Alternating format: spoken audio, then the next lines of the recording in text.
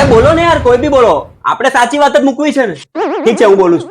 નમસ્કાર, અમે જૂના કપડા અને અમારો આ જૂના કપડાનો સમાજ, અમારું મૂળ વતન, ફેક્ટરી, શોપ, શોરૂમ ને હાલ અમે કબાટના ખૂણે ખાંચે સ્થાયી એવા અહીં અમારી વાત મૂકવા ભેગા થયા છીએ. અને અમારી વાત એ છે કે રંગોનો પર્વ આવતા જ અમારા પર જે ભય, અસુરક્ષા અને અમારા અસ્તિત્વ પર જોખમની જે પરિસ્થિતિ સર્જાય છે એ બાબતે અમે વાત કરવા ભેગા થયા છીએ. જ્યારે અમને લાવ્યા ને ત્યારે અમે નવા હતા, અમારો ઉપયોગ પ્રસંગમાં થતો હતો.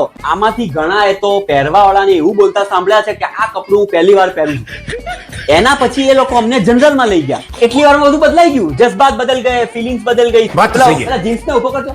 આ પેલો જીન્સ સાહેબ હાલ હજી ઉતરાણે લાયો છે, એની હાલત જુઓ સાહેબ. એ આખો હતો લાયો ત્યારે, હાલ એને કાપીને અડધો કરી નાખ્યો છે, કારણ કે એનો ઉપયોગ ઊંઘવામાં થાય. કે હવે રંગોનો પર્વ આવતા જ આ લોકોનો અમને છેલ્લા તબક્કામાં લઈ જવાની તૈયારી છે સાહેબ.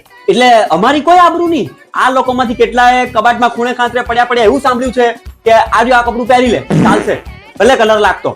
બધાનામાં બહુ ભયનો માહોલ છે અને અમારા તો અસ્તિત્વ પર જોખમ આવી ગયું સાહેબ. કારણ કે અમારે તો આના પછી કોઈ સ્ટેજ જ નથી ને.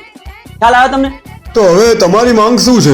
ના, બસ અમારી માંગ એ છે કે રંગોનો પર્વ આવતા જ અમને સિક્યુરિટી આપવામાં આવે, અમને સુરક્ષા આપવામાં આવે. અને છતાં પણ જો અમારો ઉપયોગ અમને છેલ્લા સ્ટેજમાં લઈ જઈને આ રંગ લગાવવાના પર્વમાં થયો તો વાંધો નથી. પણ છેલ્લી વાત એ છે સાહેબ, આકરા શબ્દોમાં બધા વતી, કે રંગોના પર્વ પછી અમારો ઉપયોગ પોતામાં, વાસણ લૂસવાના કપડામાં, મહોતામાં કે ગાડીઓ લૂસવાના કપડામાં ન થવો જોઈએ, ન થવો જોઈએ, ન થવો જોઈએ સાહેબ.